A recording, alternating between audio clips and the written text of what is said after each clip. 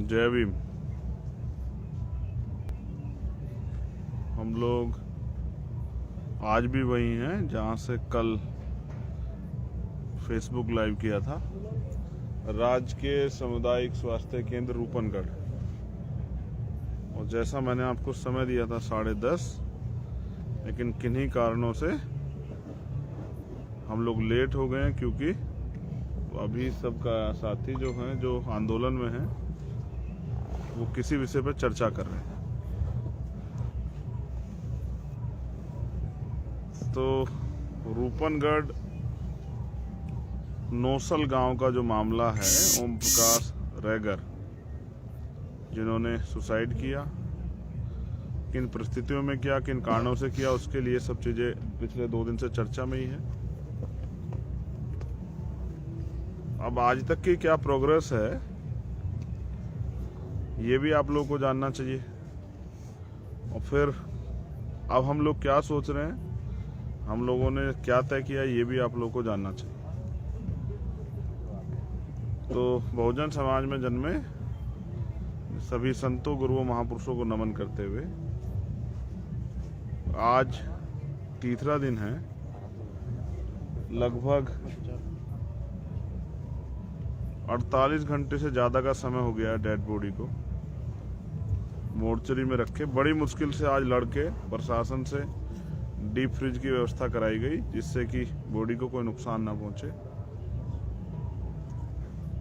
अभी तक भी कोई गिरफ्तारी नहीं हुई है। अभी तक भी वो अधिकारी, जिन लोगों ने जिनके कारण ये सब हुआ, अभी तक भी वो खुली हवा में घूम रहे हैं, अभी तक वो गिरफ्तार नहीं हुए हैं। और भी कई चीजें जिनको मैं महसूस करता हूँ। मेरी अभी बात हुई पीड़िता की माँ, पीड़ित जो है परिवार, उनसे, यानी कि ओम प्रकाश की जो मम्मी है, उनसे। तो वो बड़ी बात दिलचस्प है, आपको जाननी चाहिए कि उन्होंने एक सवाल मेरे सामने रखा कि ये 2 बेटियां हैं, ये कल चली जाएंगी, हमें गांव में रहना है, हम गांव में क्या काम करेंगे, कौन हमें मजदूरी देगा, किसके यहाँ हम जाएंगे, हमारी सुरक्षा कैसे होगी, किस तरह से आगे की लड़ाई हम लड़ पाएंगे, वो लोग चिंतित हैं। और ये सवाल सिर्फ उनके सामने नहीं है, सवाल हम सब लोगों के सामने है कि एक चला गया और दूसरे लोग अपनी चिंता कर रहे हैं कि उनके साथ क्या होने वाला। यही इस तरह का डर जो है, अगर आप सुसाइड नोट को देखोगे, उसमें भी जाहिर किया गया था। मैं एक बड़ा दिलचस्प है, आज मैंने दोबारा से सुसाइड नोट पढ़ा। अभी भी सुसाइड नोट होगा शायद, यहाँ किसी के पास है क्या? मैं एक बार उस सुसाइड नोट को दोबारा से पढ़ना चाहता हूँ। जो लोग आज लाइव से जुड़ के जान रहे होंगे, एक बार उनको घटना जाननी चाहिए। तुम्हारे पास शायद सुसाइड नोट है, वो इसमें थोड़ा सा मैं पढ़वाता हूँ, देना जरा।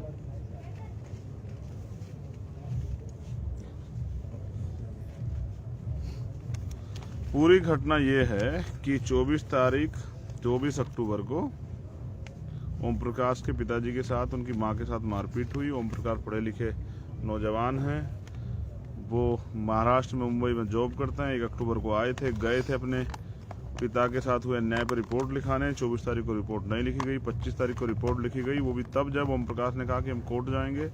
रिपोर्ट लिखने के अनुसार SHO ने कह दिया कि तुम्हारे खिलाफ भी मुकदमा दर्ज होगा, तुम्हारा दिमाग खराब हो गया है। उसके बाद हुआ भी ऐसा, 2 घंटे बाद एक चोरी का मुकदमा, झूठा मुकदमा उनके खिलाफ दर्ज कर दिया गया, और ये सूचना भेजी गई गांव में कि जो भी इनकी मदद करेगा उसके खिलाफ ऐसे ही कार्रवाई होगी। फिर जो SC/ST एक्ट में जो डिप्टी SP जांच करते हैं, वो डिप्टी SP आए, उल्टा ओम प्रकाश को, उसके परिवार को धमकाया, बेइज्जत किया, और जाकर बैठ गए विरोधी पक्ष के पास। 3 घंटे वहीं रहे, खूब चाय नाश्ता किया, उसके बाद लौट गए। और उल्टा इनसे कहा, जब ये उनसे मिलने गए, कि क्या तो उस मुकदमे वापस ले लो, वरना तुम्हें चालान करके जेल भेज दिया जाएगा। इसके बाद 1 तारीख तक ओम प्रकाश लड़ता रहा, बार बार थाने गया, अपमानित होता रहा। फिर उसने एक सुसाइड नोट लिखा और फाइनली 1 तारीख को उसने सुसाइड कर लिया। अब सुसाइड नोट में क्या है, जो लोग आज इस घटना के बारे में जान रहे हैं उनको मैं पढ़ के सुना दूं।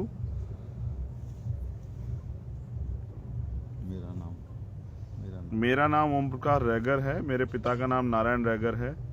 दिवाली के दिन हम अपने खेत में गवार बाजरे की फसल इकट्ठा कर रहे थे, तभी कृष्णराम गुर्जर व इनके दो भतीजे कानाराम व नंदराम जबरदस्ती हमारे खेत में भेड़ बकरी चराने लगे तथा जब पापा ने इनका विरोध किया तो उन्होंने लाठियों से मारा पीटा। मेरे पापा विकलांग हैं। उन्होंने कैसे तैसे करके जान बचाई और गांव की तरफ भागे। मुझे और मेरी मम्मी को पूरी घटना बताई। जब हम वहां पहुंचे तो उन्होंने हमें भी घेर लिया तथा हमें भी जाति सूचक शब्दों से अपमानित किया। कहा कि तुम हमारा कुछ नहीं बिगाड़ सकते। ये लोग यह हर साल हमारे साथ ऐसा ही करते हैं। जब हम खेत पर का काम लास्ट में अपनी फसल को तैयार करते हैं, उससे पहले ये लोग अपनी भेड़ बकरियों को हमारे खेत में डाल देते हैं और हमें परेशान करते हैं। मेरे पापा 4 महीने खेत में ही सोते हैं, चाहे बारिश हो या सर्दी या गर्मी। जब हम वारदात होने के बाद थाने में FIR कराने गए तो वहां थानाधिकारी के पास किसी का फोन आ गया कि इनका केस मत लेना, और हमें वहां से मेडिकल करवाने के बाद डरा धमकाकर भगा दिया गया। बोले कल आना। अगले दिन जब हम वहां गए तो बोला कि हमने सुबह आने के लिए बोला था, अब आप लोग कल आना। हमने कोर्ट में जाने का नाम लिया तो उन्होंने हमारी FIR लिखी, लेकिन केस को बहुत हल्का कर दिया ताकि हम कुछ भी ना कर सकें। इसमें हमारे गांव के पूर्व सरपंच रणजीत सिंह राठौड़ गुर्जर वोट बैंक पाने के लिए शामिल हो गया। उसकी जान पहचान बहुत बड़ी है, इसलिए उसने और थानाधिकारी अयूब खान इन्होंने मिलकर मेरे छोटे भाई राहुल और मेरे अंकल युगल किशोर पर झूठी रिपोर्ट दर्ज करवा दी तथा जो डिप्टी, आप जानते हैं शेड्यूल कास्ट के मामलों की जांच हमारे यहाँ CO करते हैं यूपी में, तो यहाँ उप अधीक्षक यानी कि डिप्टी उनको कहते हैं, वो करते हैं। डिप्टी लोकेंद्र दादरवाल हमारा बयान करने मेरे गांव आया तो वह भी रणजीत सिंह राठौड़ के घर जाकर बैठ गया और यह सब मिल गए। आज तक कोई भी कार्रवाई नहीं की गई। मैं अपने माँ बाप का आत्मसम्मान नहीं बचा पाया। मैं अपने माता पिता का आत्मसम्मान नहीं बचा पाया। उनके सामने जाने में भी मुझे शर्मिंदगी महसूस होती है, जिन्होंने मुझे इतना पढ़ाया। आज मैं उनकी रक्षा व आत्मसम्मान नहीं बचा पाया। मैंने जिस संविधान को पढ़ा और समझा, फिर भी मैं कुछ कर नहीं पाया। इस सिस्टम की वजह से और गांव वाले पूर्व सरपंच की वजह से इनके पास धन व पॉलिटिकल बल है। मेरे केस को उन्होंने पॉलिटिकल बना दिया और मैं सिर्फ देखता रह गया। मैंने कानून की सहायता ली, जबकि इन्होंने हम पर एक झूठा केस बना दिया। जो मैं अब कर रहा हूं मुझे पता है बहुत गलत। अब मेरे पास इसके अलावा इसके सिवा कुछ ऑप्शन नहीं है। मेरी माँ, मैं तेरा इस जन्म में हो नहीं सका, मुझे माफ करना। और मेरी सिस्टर नीतू, मैं तेरे लिए कुछ नहीं कर पाया, मुझे इस बात का बहुत बड़ा अफसोस है। नीतू, मम्मी पापा का ध्यान रखना और कार्रवाई करवाना, चाहे अपना सब कुछ बिक जाए, छोड़ना मत इन सबको। पुलिस का यह वाक्य आम जनता में विश्वास और अपराधियों में भय, उसका आपको उल्टा कर लेना चाहिए। आम जनता में भय और अपराधियों में विश्वास। मेरा समाज आज भी इन सब परिस्थितियों से गुजर रहा है और उस रणजीत सिंह राठौड़ ने गुलाम बनाकर रखा है। पहली बार मैं थाने गया, उसकी बात नहीं मानी तो उसने कोई कार्रवाई नहीं होने दी। मेरी एक लास्ट इच्छा है कि भीम आर्मी के संस्थापक मेरे साथ जो हुआ वो न्याय दिलाए और अपने हाथों से मेरा अंतिम संस्कार करें। मेरा समाज आज भी गुलामी में जी रहा है। वह नीच जाति के लोगों जैसे शब्दों से पूरे गांव में अपमानित होते हैं और उन्हें डर रहता है कि और वो रणजीत सिंह खिलाफ एक शब्द नहीं बोल सकते। मेरा समाज के 4-5 लोग जो इसके तलवे चाटते हैं, उनसे विनती है कि आप इनकी गुलामी ना करें और एक बेटे को अपनी मम्मी पापा और सिस्टर से दूर ना करें। मुझे पता नहीं अब ये लोग क्या करेंगे, बट मेरे मम्मी पापा और परिवार को बचा लेना। चंद्रशेखर आजाद रावण से ये मेरी विनती है। जय Bhim. I love my family. अलविदा। ये सुसाइड नोट, जिसमें कई चीजें गंभीर रूप से उसने कही, आरोप लगाए जिन लोगों की वजह से सुसाइड कर रहा है, लेकिन अब तक उनकी कोई गिरफ्तारी नहीं हुई। ये राजस्थान सरकार की न्यायिक व्यवस्था है जिसकी पीठ थपथपाते हैं यहाँ के मुख्यमंत्री। मुझे ये भी कहने में बड़ा कोई गुरेज नहीं कि सरकार चाहे कांग्रेस की और बीजेपी की, हमारे साथ अन्याय बरकरार होता है, सत्ता का चरित्र एक होता है।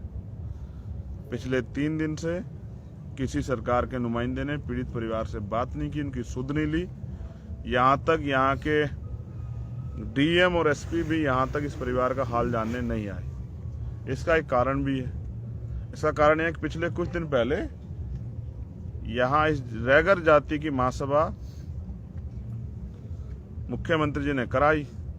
अब मुख्यमंत्री जी को विश्वास है कि रैगर समाज के जो सीनियर लोग हैं वो तो अपने जो कमिटमेंट मुझसे हुआ उसके लिए मेरे साथ रहेंगे, तो कुछ दिनों बाद ये लोग बैठे रहेंगे, उसके बाद चले जाएंगे। और हो सकता है इसी वजह से मुख्यमंत्री चैन से अपने घर बैठे। उनको लगता है कि ये लोग मेरे खिलाफ तो जाने से रहे। इस वजह से मुख्यमंत्री इतनी संवेदनशील घटना पे एक ट्वीट करना भी उन्होंने सही नहीं समझा, ना ही उनका कोई नुमाइंदा इनके आंसू पूछने आया। अब सवाल ये है, इसका मतलब ओम प्रकाश को मरे जाना चाहिए था, क्योंकि न्याय तो उसको मिल नहीं पा रहा है। और अगर वो न्याय की लड़ाई को मजबूत करने के लिए उसने बलिदान भी दिया इस उम्मीद के साथ कि न्याय मिलेगा, तो भी न्याय नहीं मिल रहा है। तो अब आप समझिए कि हालात क्या है। मेरे आज और हरियाणा का मामला एक ध्यान में आया, जहां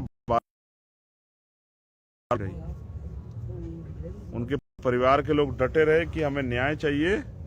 और जिस दिन मैं गया फिर काफी गर्मा गर्मी हुई। उसके बाद फिर ये तय हुआ हरियाणा के मामले में कि अगर 2 दिन में सरकार ने हमारी मांग नहीं मानी तो कोई अधिकारी का दफ्तर वो खुलेगा नहीं, सब में ताले लगेंगे। मुझे लगता है ऐसी ही इंतजाम हमें अब यहाँ करना पड़ेगा।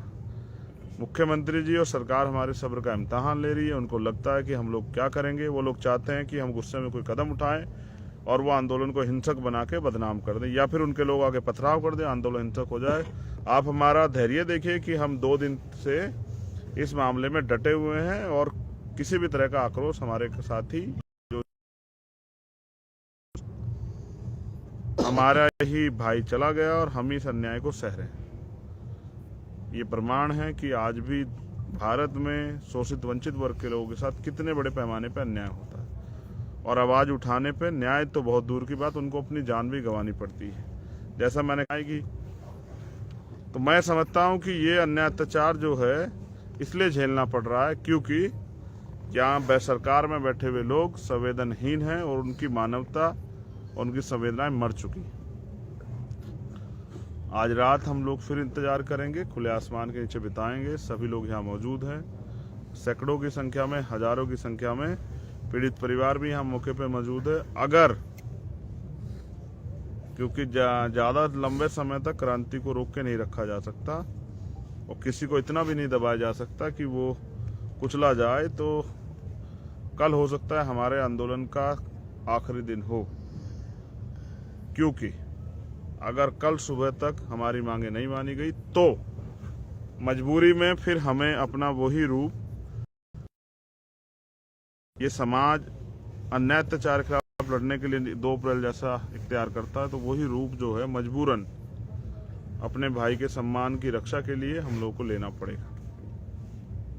चाहे फिर जाके हम इस डेड बॉडी को ले जाके अपने भाई की, चाहे हमें तो इसलिए आज का इंतजार हम लोग करेंगे।